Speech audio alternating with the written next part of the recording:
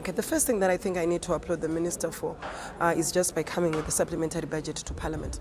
If you look at it, this was not usually the norm. And I think you also mentioned that we've been ranked third when it comes to budget transparency. For me, I think I need to applaud the minister for that. But however, you also mentioned the issue of setting up a good tax administration system, which I think is very, very important for us going forward as a country.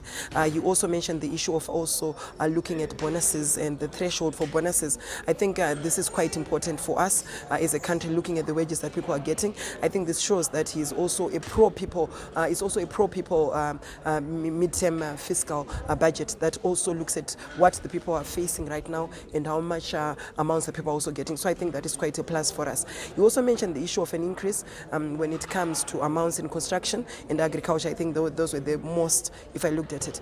When you look at it, it shows that as a country, we are looking at an economic rebound whereby we are concentrating on construction and also on projects and to the people. You mentioned that the money for agriculture is going to be going to projects and programs for people. So when I look at it from a youth perspective, I think this is also going to be quite centered towards the young people who constitute 6-7% of the population. So what it then does is that young people will also be able to get in some programs and projects that will also be coming to them since the minister mentioned that. And I think the other issue was on the platinum and lithium royalty tax. I think the increase is a plus for us as a country. The questions which were there, where people were saying, why was it decreased the other day? But now we are happy that now it has been increased. That means that's more revenue for us as a country. So I think those are some of the major takeaways that I think were also important for us, because after all, whenever any budget is set, the reason why we're having a supplementary budget is because we need to increase on the resources and we also need to increase on the revenue. So the revenue measures, for me, were the great takeaways, because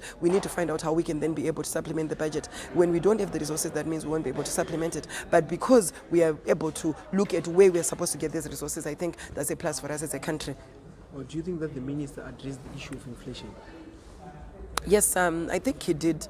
He was quite clear on issues to do with inflation. He mentioned that, and he also mentioned that as a country they need to come up with these measures. He mentioned the issue that they've now gotten the gold coins, which then I think he unpegged for everyone to really be able to understand. So for me, I think he really addressed it by introduction of the gold coins, and I think he also mentioned the issue of making sure that as a country we continue looking at measures that will be able to make sure that our tax administration is good.